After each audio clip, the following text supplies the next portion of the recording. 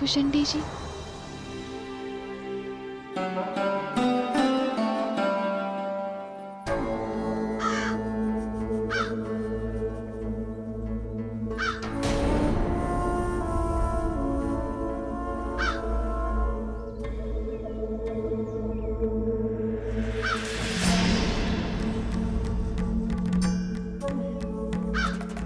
कौन हो तुम?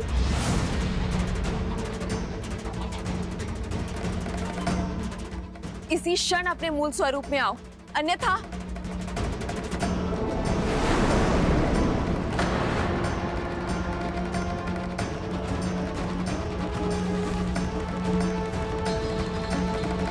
मैं इंद्रपुत्र जयंत हूँ, कृपया क्रोधित न हो। मैं तो केवल आपके चरण स्पर्श कर आपका आशीर्वाद लेना चाहता था। एक स्त्री को प्रकृति छठी इंद्री के साथ इस संसार में भेजती है, जो मलिन स्पर्श और मलिन दृष्टि दोनों को समझ जाती है, और तुमने मुझे मलिन हृदय से छुआ है।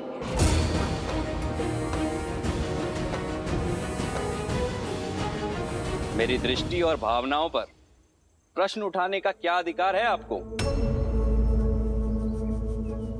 स्वर साध के बात करो जयंत। क्यों? रूपवती हैं तो क्या किसी पर भी लांछन लगाएंगी? वनवासी होकर इतना साहस, इंद्रपुत्र जयंत को धमका रहे हो।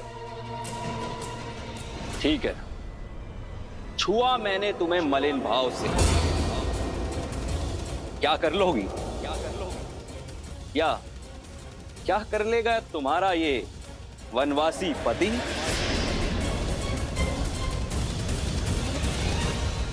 जितना बड़ा पद उतना ही बड़ा दंड। पर मैं तुम्हें एक अवसर देता हूं जयंत, अभी इसी क्षण सीता से क्षमा मांगो। और जो ना मांगू तो? कौन है यहां पर जो मुझे दंडित करेगा?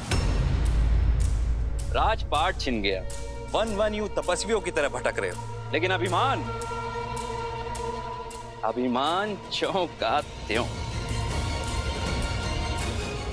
देवराज इंद्र के पुत्र से उलझने की चेष्टा कर रहे हो।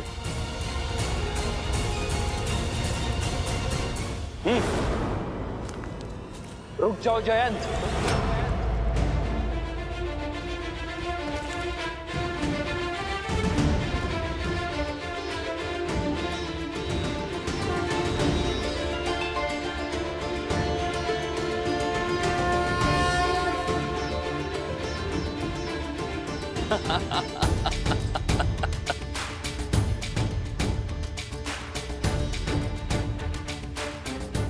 अब इस छोटे से तिनके से प्रहार करोगे मुझ पर?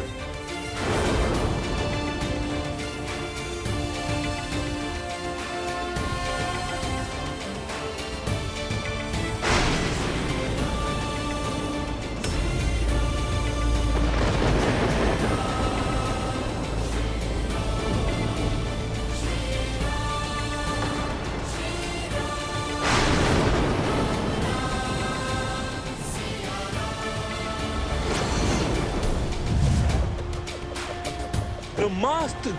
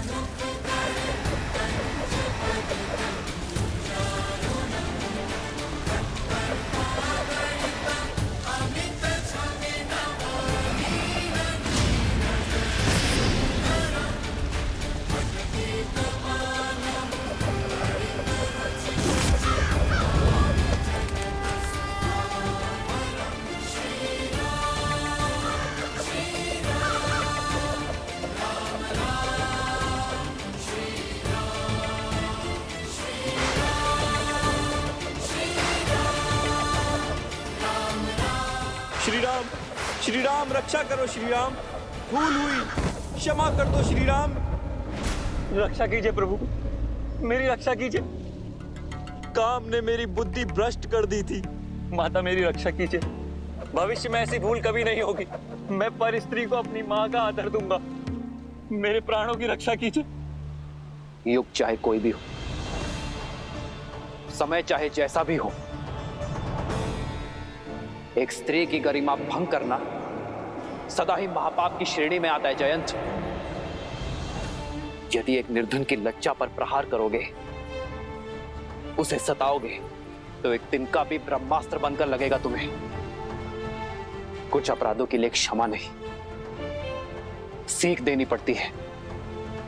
एक स्त्री का शील भंग करने के दंड से तो स्वयं तुम्हारे पिताश्री भी ना बच सके और सहस्त्र घाव लेकर घूम रहे हैं, तो तुम कैसे बचोगे? तुमने मुझसे क्षमा मांगी, इसलिए मैं तुम्हारे प्राण नहीं हरूंगा। किंतु जिस वासना भरी दृष्टि से तुमने मेरी सीता को देखा है, जिस काम और आतुर विचारों से तुमने उसे छुआ है, उसका दंड तुम्हें अवश्य मिलेगा।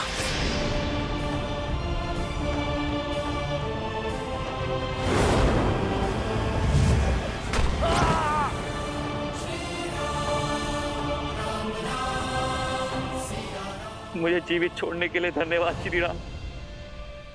मैं वचन देता हूं कि भविष्य में फिर कभी किसी भी स्त्री के लिए अपने मन में कुविचार नहीं लाऊंगा। मैं वचन देता हूं।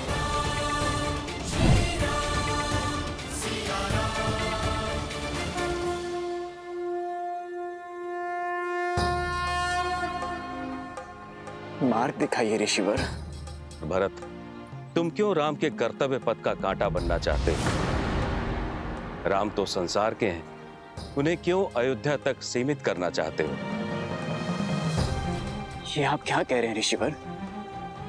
भैया के लिए कांटा तो मैं बन गया उनके आनंदमय जीवन का। यदि मेरा प्रेम निश्चल है, यदि मेरे भीतर आप सत्य देख रहे हैं, तो मुझे मेरे राम भैया का पता बताइए। उन्हें उनके उचित स्थान अयोध्या में लौट आने का मार्ग बताइए।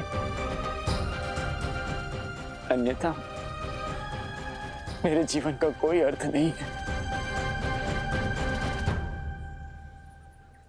मार्गदर्शन दीजिए। अद्भुत है तुम्हारा समर्पण, तुम्हारा प्रेम, जिसे संसार कालांतर तक स्मरण रखेगा। राम लौटेंगे या नहीं, ये वो निश्चित करेंगे, लेकिन उन तक पहुंचने का मार्ग मैं तुम्हें बता देता हूं।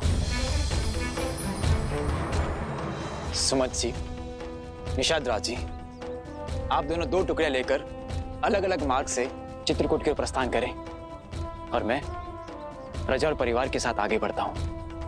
देखिए, इस निर्जन वन में कहां वसंत आया हुआ है। अवश्य भैया वहीं होंगे।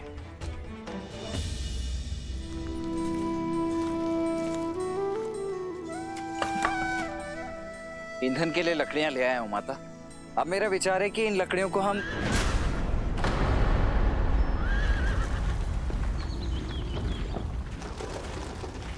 अवश्य कोई संकट निकट है। आप चिंता मत कीजिए, मैं अभी देख कर आता हूं।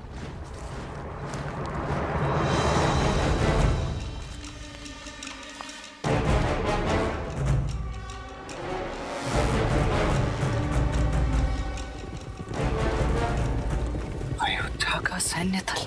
भैया सावधान! शस्त्र उठाइए भैया, इस समय ध्यान करने का नहीं, बाण संधान करने का है। क्या हुआ लक्ष्मण? इतने विचलित क्यों हो तुम? क्योंकि दुस्वप्न सत्य होने जा रहा है भैया, परंतु मैं उसे इस बार सफल होने नहीं दूंगा। बस आपको मेरी सौगंध है, आप मध्य में मत आइएगा।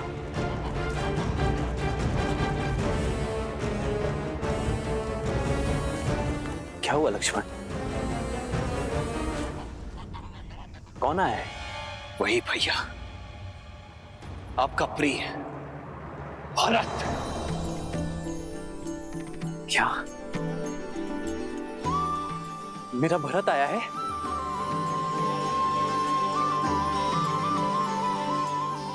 भरत? अवश्य गुहा का हृदय जीत लिया होगा मेरे भरत ने। अब तो बड़े हो जाओ लक्ष्मण। क्या बचपन की भांति अब भी मेरे प्रेम के लिए भरत से लड़ने को सज्ज हो तुम? आपका मन इतना पवित्र क्यों है भैया? देखिए भैया, देखिए, आपका प्रिय भरत अकेले नहीं आ रहा है, अपने साथ संपूर्ण सैन्य दल को लेकर आ रहा है।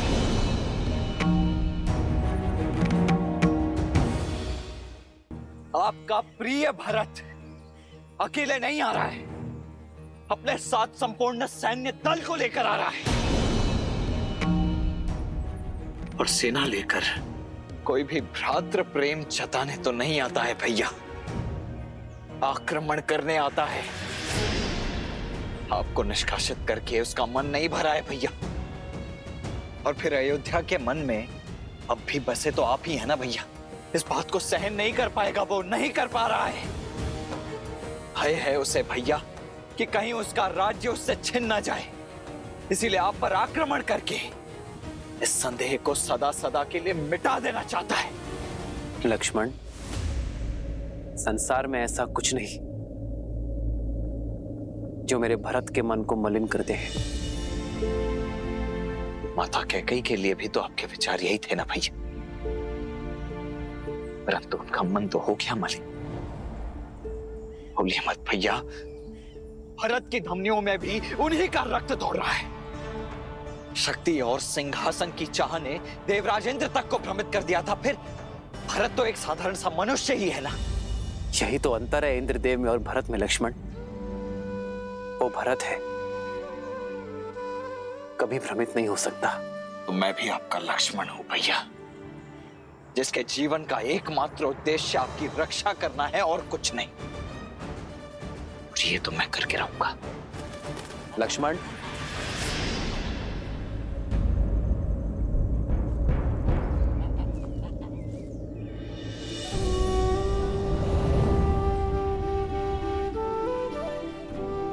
तुम्हारे सामर्थ्य पर तनिक भी संदेह नहीं है मुझे लक्ष्मण, किंतु आवेश में आकर बिना उचित अनुचित का भेद जाने यदि तुमने भरत के प्राण ले लिए तो क्या उसे पुनः जीवित कर पाओगे तुम? आंखों देखी स्थिति झूठ नहीं होती है भैया। सत्य दृष्टि और श्रवण से परे होता है लक्ष्मण।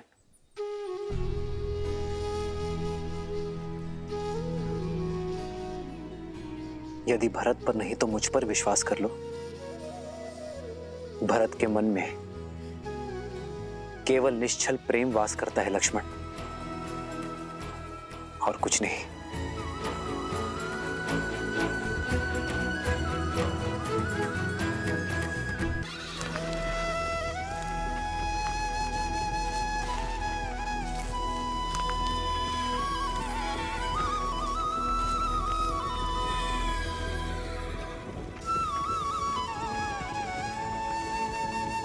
भरत भैया, भरत भैया, वो कुटिया मिल गई जिसमें श्री राम, सीता मैया और लक्ष्मण भैया रहते रहे। अब एक क्षण भी उनका वियोग नहीं सह सकता मैं। वो कुटिया कहाँ है? हुआ है भरत भैया। निषाद राज जी, आप शेष सभी को लेकर के आइए, अब और प्रतीक्षा नहीं कर सकता मैं। हुआ चलो चलो चलो, सब पीछे पीछे आओ, हमरे आओ, चलो।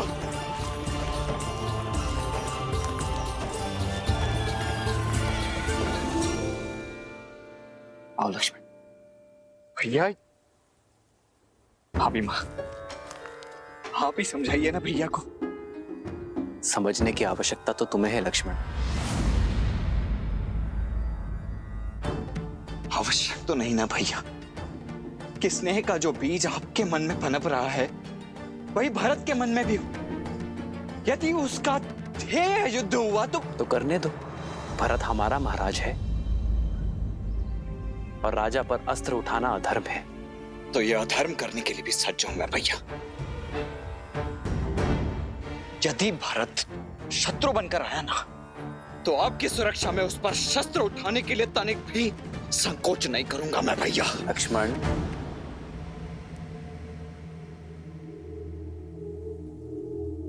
राम भैया,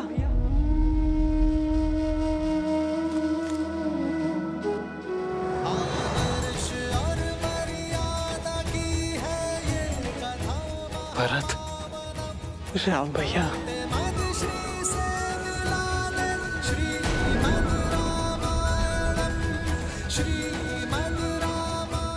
मेरा भरत।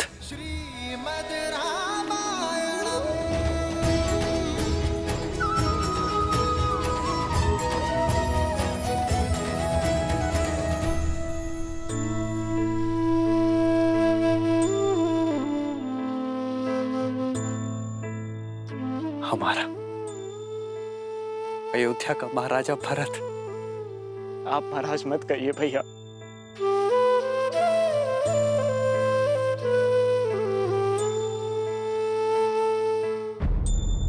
आंसू, अपराधी हूं मैं आपका, दंडित होने आया हूं आपसे। जो दंड देना है भैया मुझे दीजिए, मुझे दंड दीजिए भैया। उठो भरत, हृदय में बसने वाले चरणों में नहीं बैठा करते।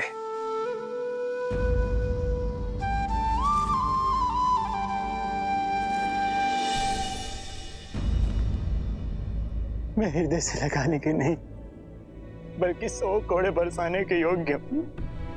अपराधी हूं मैं आपका। मुझ पापी के कारण आपको इतनी वेदना भोगनी पड़ी। महलों की शोभा बढ़ाने वाली मेरी भाभी मां को एक वनवासी का जीवन जीना पड़ा और अपने प्राण से प्रिय लक्ष्मण को इतना कष्ट भोगना पड़ा। मुझे दंड दीजिए भैया, मैं इसी का भागी हूं, इसी का भागी हूं मैं।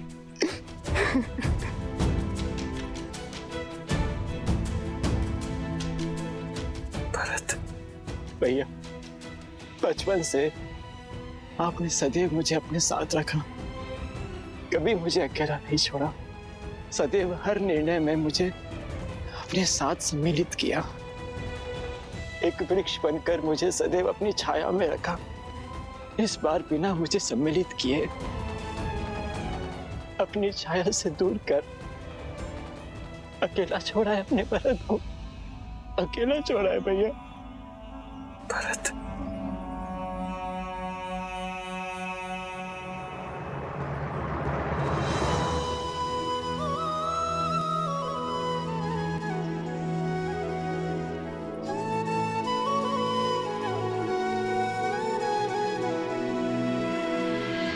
देखी भरत भावुक रघुराई, ब्रात मिलन की घड़ी है आई।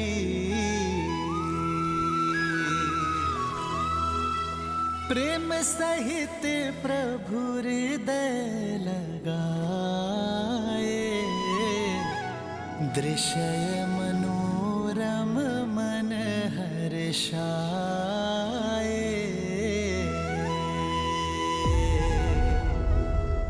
विश्वास नहीं होता, भिन्न भिन्न गर्भ से जन्म लेने वाले भाइयों के बीच इतना प्रेम। भाई एक दूसरे के पूरक होते हैं देवी। जैसे नारायण अपने शेषनाग के बिना, अपने सुदर्शन चक्र के बिना, अपने शंख के बिना अधूरे हैं, उसी प्रकार नारायण रूपी श्री राम भी अपने शेषनाग रूपी लक्ष्मण के बिना, सुदर्शन रूपी शत्रुघ्न के बिना, शंख रूपी भरत के बिना अधूरे हैं। भविष्य में जब जब संसार में प्रेम और धर्म का महत्व कम होगा, तब तब ये संसार इन चारों भाइयों के परस्पर प्रेम और समर्पण को सदैव स्मरण करेगा। मां, कितना अभागा हूं मैं। मां शब्द कह तो दिया, किंतु संकट की घड़ी में अपना पुत्र धर्म नहीं निभा पाया। मुझे तो नर्क में भी स्थान नहीं मिलेगा माता। ऐसे अशुभ शब्द ना कहो भरत। अशुभ तो आपके साथ हुआ है माता। अपराधी हूं मैं आपका, पापी हूं मैं। लक्ष्मण, लक्ष्मण तुम्हारा भी अपराधी हूं मैं, पापी हूं मैं। तुम ही दंड दो मुझे। उठाओ ये धनुष और चला दो बाण मुझ पर।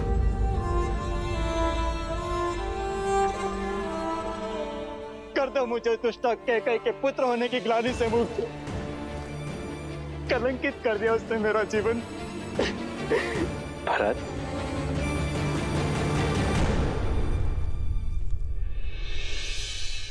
मेरी माता कैकई के लिए अपशब्द मत कहना। रघुकुल में स्त्री के सम्मान का पाठ पढ़ाया जाता है, उन्हें कलंकित करने का नहीं। और माता कैकई केवल एक स्त्री नहीं है, हमारी माता है। पिताश्री की तो सबसे प्रिय है माता कैकई। सोचो भरत, जब पिताश्री को ज्ञात होगा कि तुम्हारे विचार ऐसे हैं तो कितना कष्ट होगा उन्हें।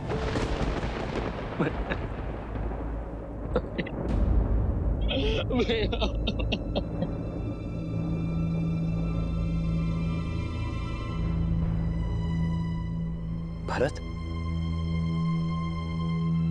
क्या हुआ भरत?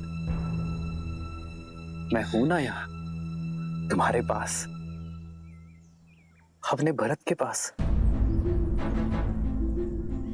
शत्रुघ्न, तुम दोनों को ऐसे विलाप करता देख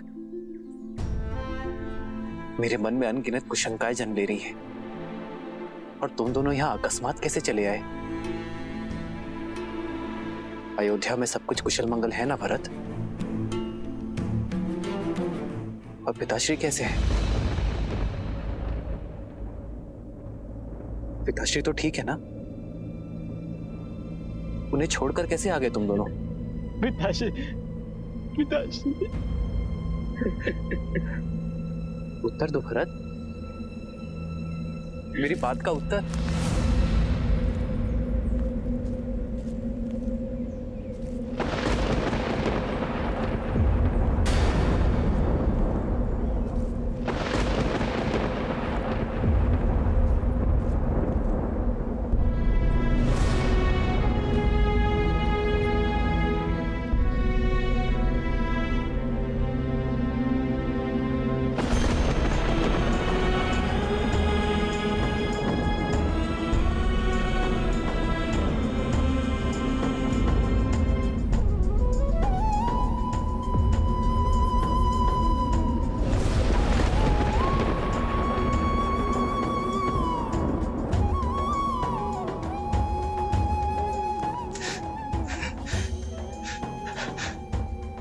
हमारा हाथ हो गए भैया।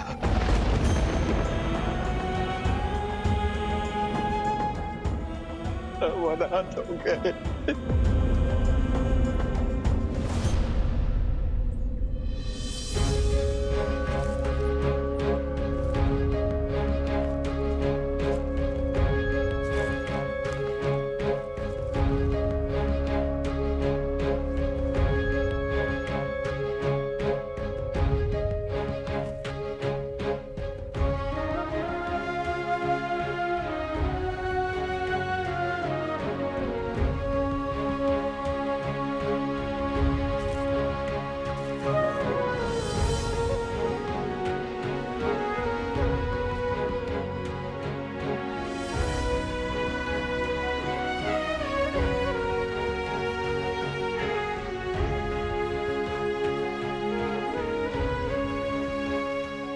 माँ, पिताश्री के जाने के बाद मेरे माओ की ममता का ही तो सहारा है मुझे। यदि आप टूट गई माँ, तो इस राम को कौन संभालेगा?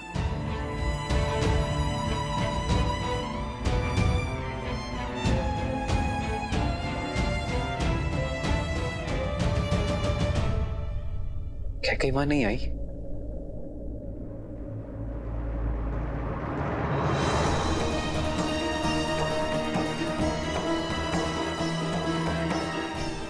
माँ,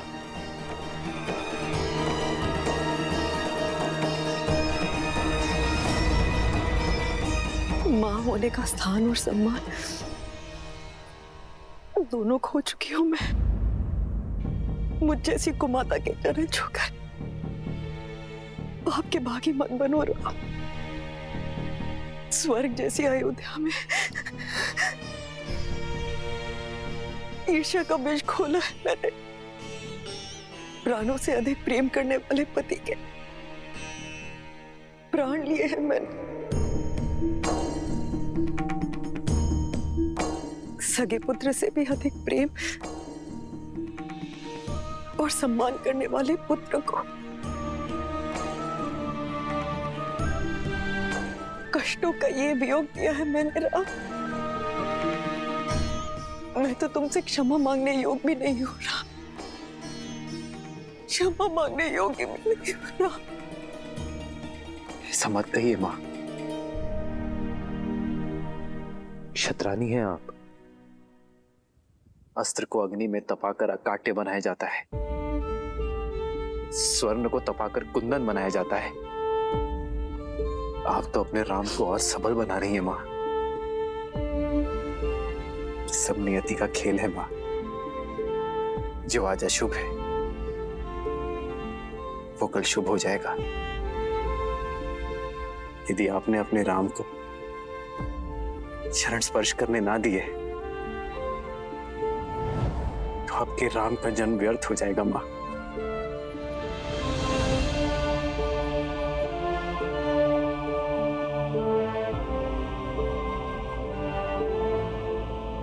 इस जन्म में तो मेरे पाप के दंड असीमित है राम। कभी भी किसी पुत्र को मुझ जैसी माता न मिले, किंतु प्रभु से यही प्रार्थना होगी कि हर जन्म में मुझे तुम जैसा पुत्र ही मिले, मेरा राम।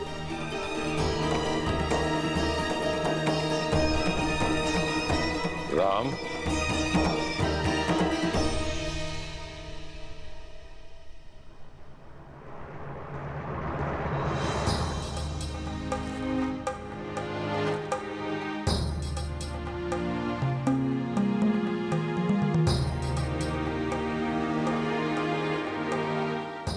जो बीत गया उस पर शोक नहीं करते राम। शोक जितना बड़ा है उससे कहीं बड़ा दायित्व भी है। महाराज दशरथ के ज्येष्ठ पुत्र होने के नाते पिंडदान और अस्थि विसर्जन करो।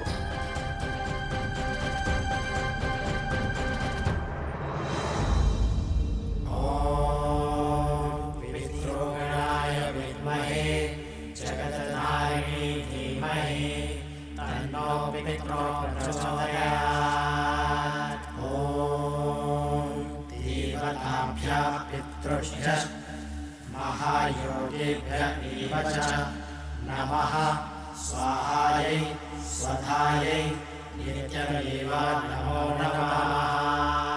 ॐ आद्यभूताय विद्महे सर्वसेव्याय धीमहि शिवशक्तिस्वरूपेण पितृदेव प्रचोदयात्।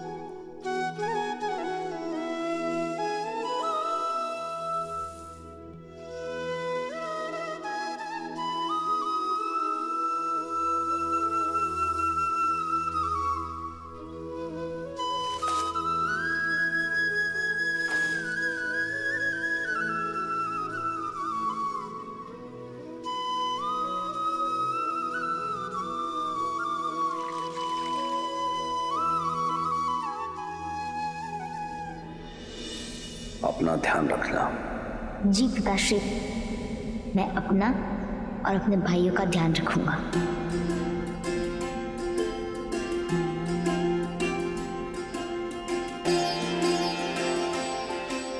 हमारे पिताश्री साक्षात धर्म थे और धर्म कभी संसार से नहीं जाता।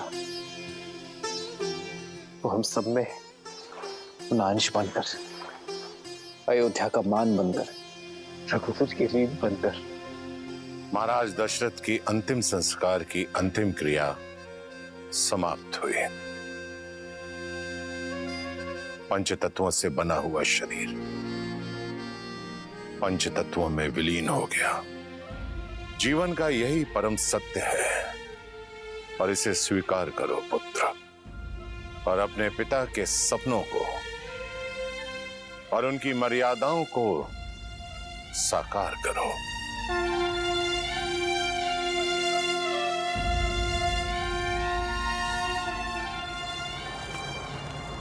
प्रणाम आचार्य, प्रणाम श्री राम। मिथिला नरेश, महाराज जनक पधार चुके हैं।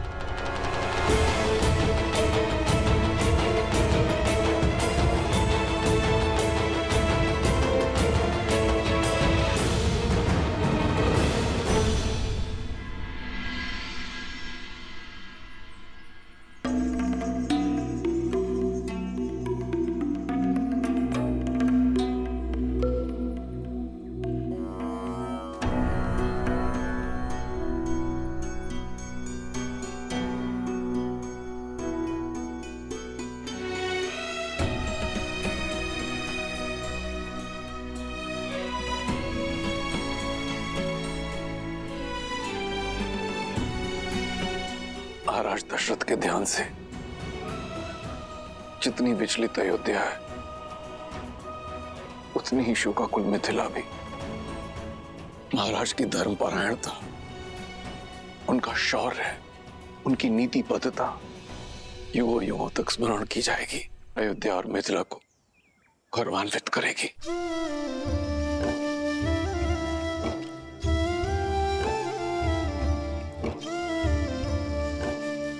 जिस पुत्री को इतने लाड प्यार से पाला,